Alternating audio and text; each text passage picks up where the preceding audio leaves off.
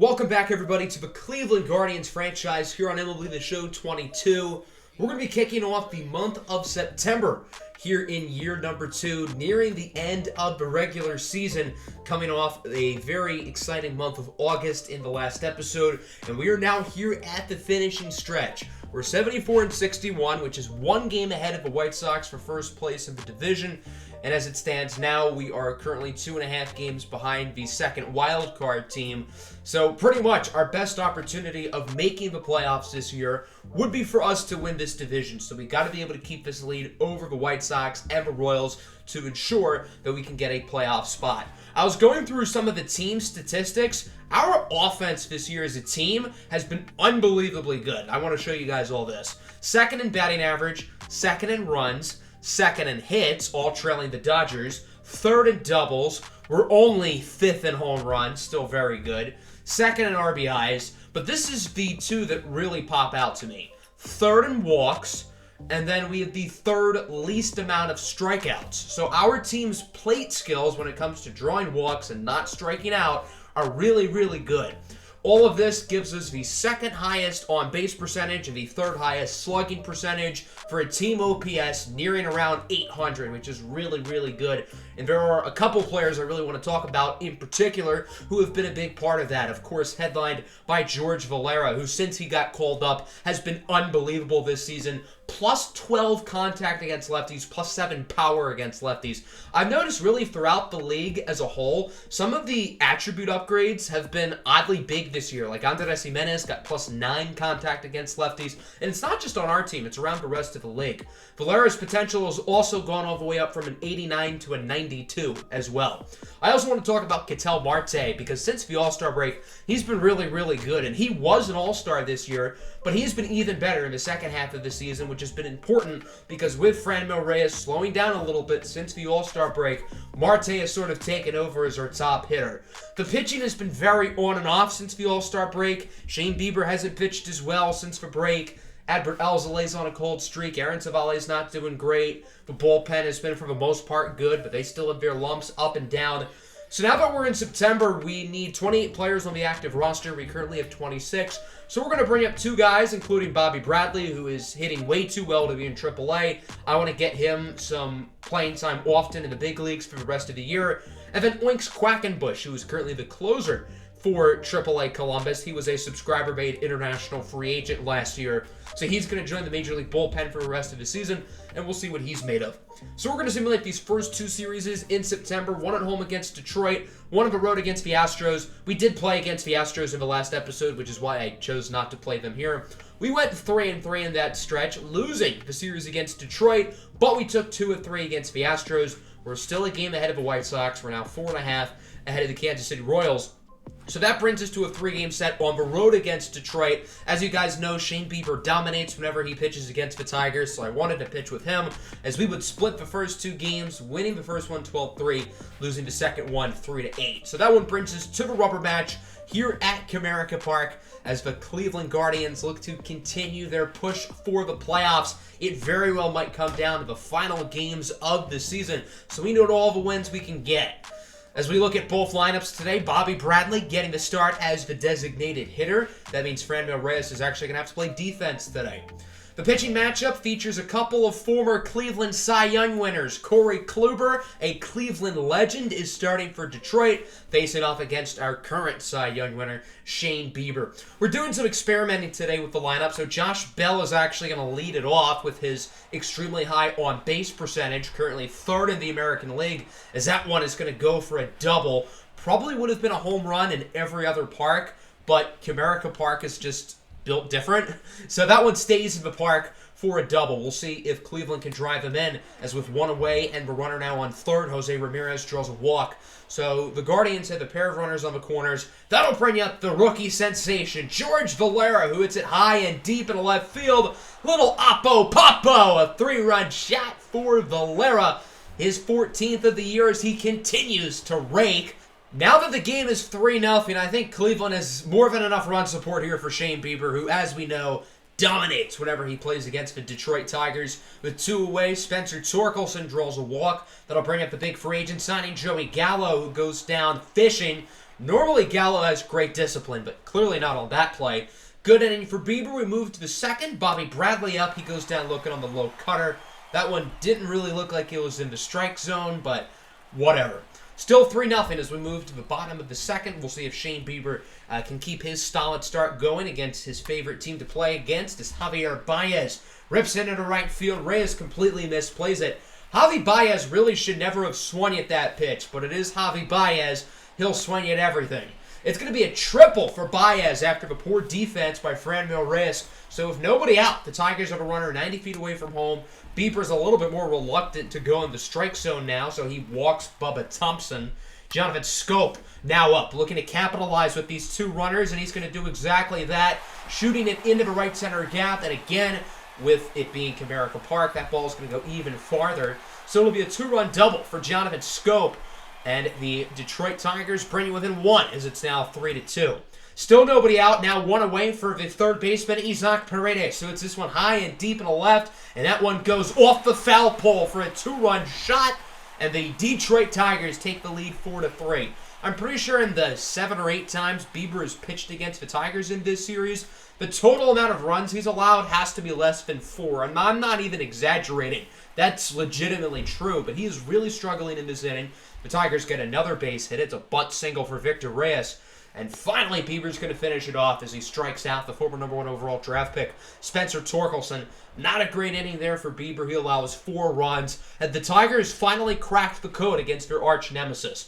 We move to the third inning. Josh Bell draws a walk. All he's done this year is get on base. As I said earlier, third in the AL in on-base percentage. And Cleveland's going to drive him in. A 2-run shot into right field from Jose Ramirez, and it's now a 5-4 ball game.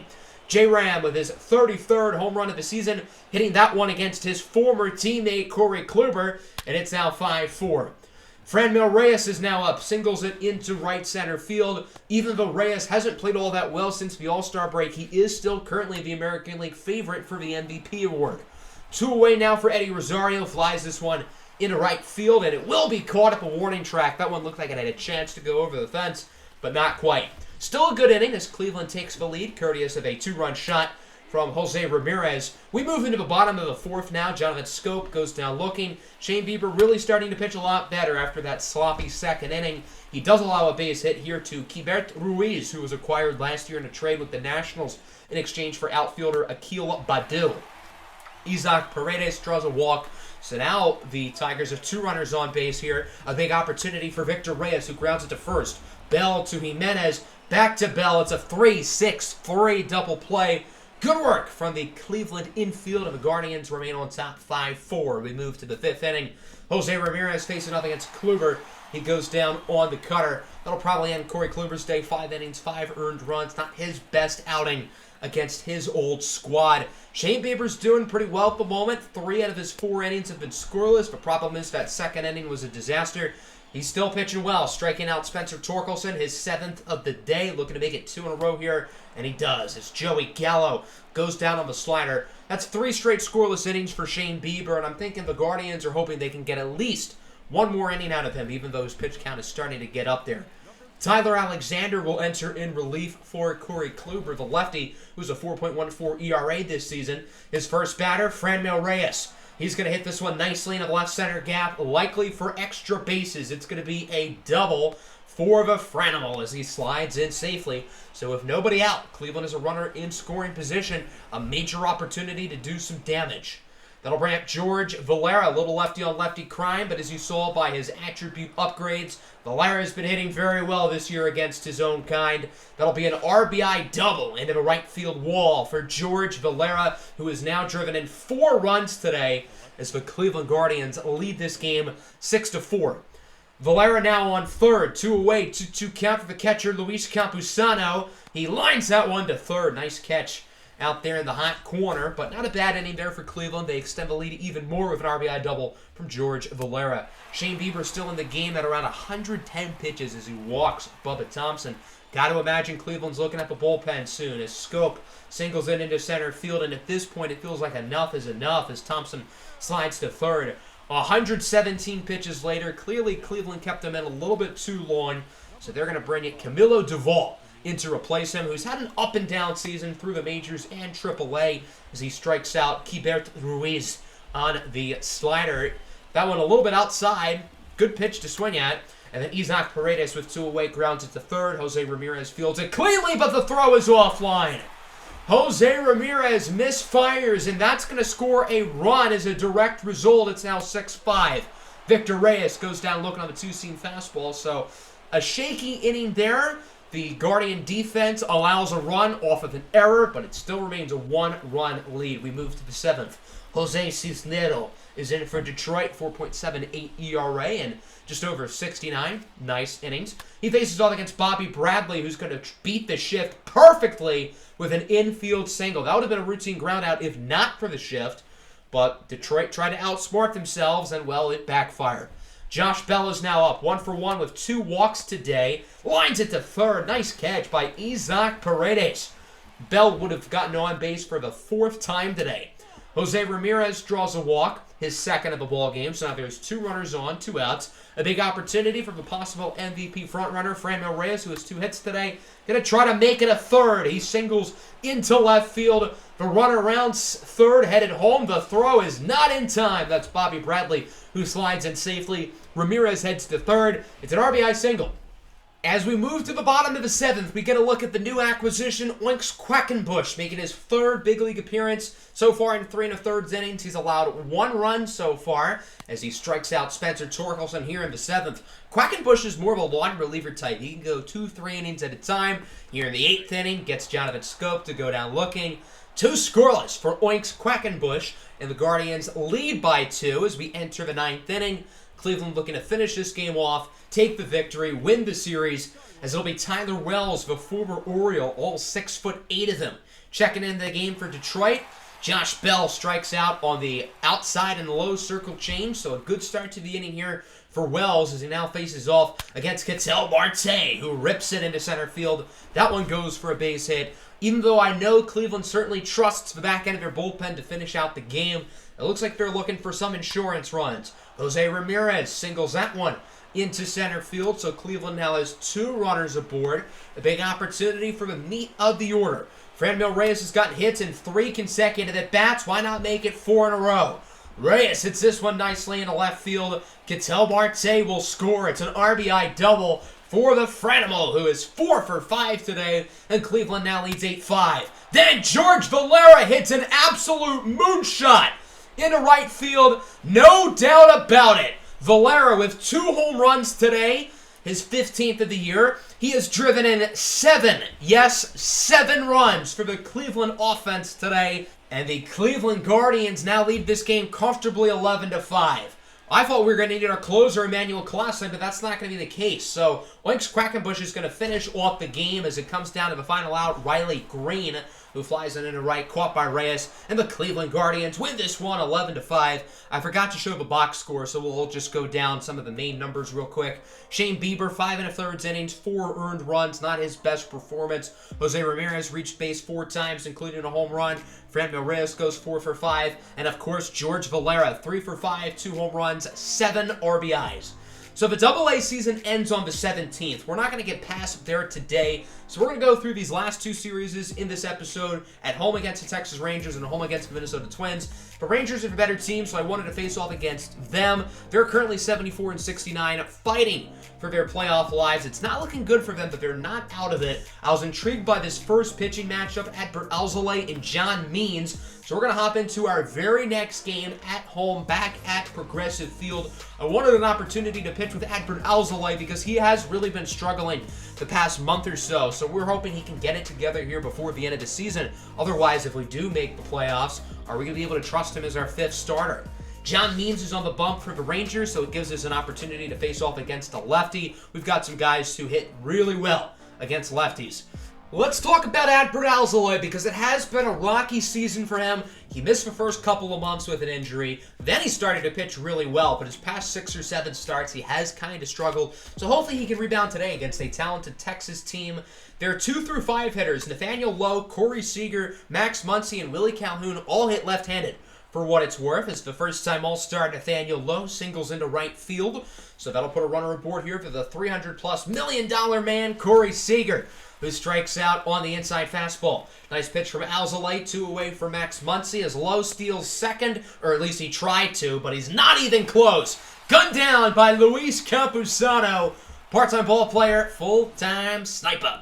We move into the bottom of the first, a little lefty-on-lefty crime here. Eddie Rosario leading off against John Means, and it's Rosario who's going to get the upper hand, hitting that one nicely into left field, likely for extra bases. A double to open up the game here for Eddie Rosario, and Cleveland is a runner in scoring position. That'll bring up Ketel Marte, who rakes against lefties. 99 contact, 91-ish power. So because of that, John Means doesn't want to throw him the strike zone. Marte's going to draw a walk. 2 runners on, nobody out for the switch-hitting third baseman, Jose Ramirez, who grounds it right over to Corey Seager, flips it over to Semien. He gets it over to first base. That's Muncy, and it'll be a 6-4-3 double play. Goes down the Guardians. They would not score anybody, so it's still a scoreless game here in the top of the second, but not for long. The former Dodger, Max Muncy, leads the inning off. Hits that one high, deep, and gone into right field. A no-doubter for Muncy. His 27th of the year, and it's the Texas Rangers who start on the board. They lead 1-0. Alzolay looking to rebound as he faces off against the talented outfielder Adolis Garcia, who singles into right field. The Rangers offense looking pretty good early with the home run. They've gotten a couple base runners sprinkled in here and there. Garcia tries to steal second. He is barely safe. Campusano almost guns down another runner, but now Garcia's in scoring position for Andy Ibanez, who strikes out on the way outside pitch. Big strikeout for Alzolay, but a solid inning for the Rangers as they get on the board with the home run from Muncy. Bottom 2, Josh Bell swings at a pitch outside of the zone. He'll get that one to drop into left field for a base hit. So the on-base machine fittingly starts today's game off on base. That'll bring up Jalen Davis, who's had a really good year off the bench, hitting .308. He hits lefties very well, which is why he's playing today, as he draws a walk. So now there's runners on first and second. 1 away for Campusano. He grounds it to Muncy. Over to Seager. Back to Muncy, the former Dodger connection. Of course, the two of them reunited in Texas, as it's a 3-6-3 double play. The Guardians have gotten a lot of base runners early, but these double plays are really killing them. Marcus Semien draws a walk. He almost went around there, but not quite. Nathaniel Lowe now up as Semien tries to steal second. I don't think so. Semien gunned down by Luis Campusano, who's thrown out 2 runners today. We move into the 4th inning. Still 1-0. Max Muncy draws a walk to open up the frame. Muncy is aboard here for Willie Calhoun, who's having a really good season for Texas, hitting around .300. Grounds it over to second. Could have been a double play, but instead it's a nobody play because Ketel Marte couldn't field it. Couldn't even get it to first in time. So that'll be an infield single for Calhoun. We'll see if the Rangers are going to drive them in as it's Mitch Garver, the catcher. It's that one high, deep, and gone, scraping over the center field wall. Home run for Garver, his 20th of the year. And the Texas Rangers now lead this game 4-0. And the Guardians are not going to waste any time. They take out Adbert Alzolay and replace him with the long reliever Ryan Weathers, who was acquired in the Amed Rosario trade back in July with the Padres. Following batter, Andy Ibanez singles into right field, so maybe it wasn't an issue with the pitcher. Maybe it's just that the Rangers' offense is starting to come alive right now. 2 away here for Marcus Semien. He's going to draw a walk, his second in as many innings. So now there's 2 runners on base here. Nathaniel Lowe looking to break the game wide open, but instead he strikes out on the outside slider. Not a great inning, though, as the Guardians allow 3, courteous of a home run from Mitch Garver. 4-0 here in the bottom of the 4th. John Means pitching really well. As with 2 away, Josh Bell lines that one nicely into the right center gap for his second base hit of the game. It'll be a sliding double, and the Guardians have a runner in scoring position. They know the offense has got to get going here. They have a nice opportunity. George Valera, the lefty, draws a walk. So now there's 2 runners on. Big opportunity here for Jalen Davis. Count is 2-1, 2 outs, 2-1, 4-0 deficit as Davis hits a rocket into left center field. That one should drop for a hit. Can it go over the fence? It does. 3-run home run for Jalen Davis, and the Cleveland Guardians are back in the game. Just his 3rd home run of the year. So Mitch Garver hits a 3-run homer in the top of the half of the inning. Jalen Davis says, what you can do, I can do better. 4-3 ball game here in the 5th. Corey Seager facing off against the lefty Ryan Weathers. Opens up the inning with a base hit. So Seager starts the inning aboard. We'll see if the Rangers can look to extend this lead after allowing the 3-run homer in the last inning. Short answer is yes. Max Muncy with his 2nd home run of the game. And it's now a 6-3 lead for the Texas Rangers. Muncy with his 28th of the year. Certainly a strong performance for Muncy, who is 2 for 2 with 2 home runs, 3 RBIs, and a walk. So Weathers will be taken out of the game. He'll be replaced by Oinks Quackenbush, who faces off against Willie Calhoun. He lines this one nicely into left field. That one goes for a hit. The Rangers offense looking very good for a 2nd consecutive inning. There's still nobody out, by the way. Here's Mitch Garver with the home run in his last at bat. He goes down to the fastball. Big strikeout there for Oinks Quackenbush. Cleveland kind of needed that one. Adolis Garcia now hits this one high and deep into right field with 1 away, and Davis will not make the play. That one looks to go for an extra base hit. A double for Garcia. Calhoun holds up at 3rd. So the Rangers lead by 3. They have 2 runners in scoring position. Can they drive these 2 in? It's Andy Ibanez. Count is full. He draws a walk. So the bases are now loaded. Got to look out for the possibility of a ground ball, which could lead to a double play. It's Jake Marisnick. Count is 2-2. He's going to fly this one into the outfield. Should be caught by Valera, but still successful at that, as it gives the Rangers an easy opportunity to get the sacrifice fly. Calhoun scores standing up, and the Rangers now lead 7-3. So Texas scores 3 in the top of the 4th. Cleveland gets 3 in the bottom of the 4th. And Texas answers with 3 of their own here in the top of the 5th, finished off by a Marcus Semien strikeout. Does that mean Cleveland's going to score 3 in the bottom half of this inning? That's how it should work, and there's a start. Eddie Rosario with a beautiful swing and a bat flip. I don't know if you guys could hear the crack of the bat to the ball, but that sounded like a beauty. A wonderful home run for Rosario, his 20th of the year. 456 feet. That's about as no-doubter of a home run as you're going to get. And it's now a 7-4 ball game. After his great start, John Means is really starting to slow down. As here's Jose Ramirez with 2 away. Going to fly this one into center field. Probably going to end John Means' day. 5 innings, 4 earned runs, including this home run from Eddie Rosario. Again, just a beautiful sound from the bat. As we go into the 6th inning, Oinks Quackenbush remains in the game. He faces off against Corey Seager, who's had a nice day at the plate. Going to double that one into right center field. The Rangers' offense is red hot. It appears they're not satisfied. They're looking for more. Seager's in scoring position, 2 away now for Willie Calhoun. He's going to fly this one into right field. Davis should be under it. Doink! Doesn't make the play, and costly error on Jalen Davis. Although I don't think they're going to rule that an error. I think they're going to rule that a clean triple on Willie Calhoun, even though that one clearly was not only playable, but blatantly missed by Jalen Davis. So it's now an 8-4 ball game. Garver strikes out. That'll end the 6th inning as the Rangers offense adds another one to their lead, and it's now 8-4. John Means' day is indeed done. He's replaced by Dylan Bundy, who is an ERA at 7.68. This is Cleveland's opportunity to get back in the game, folks. Josh Bell with 1 away, full count pitch. It's that one high and deep. It goes off the wall in left field. Bell 3 for 3 today, now with a pair of doubles. And Cleveland is a runner in scoring position. Nice opportunity here for George Valera. He takes a big swing and a miss on the 2-seam fastball. Nice pitch there from Bundy. 2 gone now for Bobby Bradley, who enters as a pinch hitter. And Bradley makes the most of his opportunity with a bomb into straightaway center field. And it's now 8-6. Bradley with his 2nd home run of the game. Just how the offenses have gone back and forth today. This has been a really fun game. Almost feels like one of those classic playoff games that you hear of, but you got to see to believe. Even though this is not a playoff game, it kind of feels like one right now. Nick Sandlin in relief here for Quackenbush in the 7th inning. His first batter is Adolis Garcia. 2 for 3 today, now 2 for 4. He goes down on the outside slider. Nice pitch from Sandlin to open up the inning. We go to the 8th inning now. Good scoreless frames from Sandlin. Dylan Bundy would throw a scoreless frame at the bottom of the 7th as it's Jose Alvarez in for Cleveland in the 8th. His day will not start off well. It's a double to open up the inning for Nathaniel Lowe. The strategy of putting Alvarez in the game is these next 4 batters for Texas are lefties. Maybe that strategy didn't really work out. Max Muncy, if this one's fair, it's gone, and this one goes off the foul pole in right field. 2-run shot for Muncy, his 3rd home run of the game. Talk about a big-time performance for Max Muncy, who has cleared the fence 3 times in this game. Brett Martin in for the Rangers. He's pitching a lot better than Dylan Bundy with a sub-2 ERA.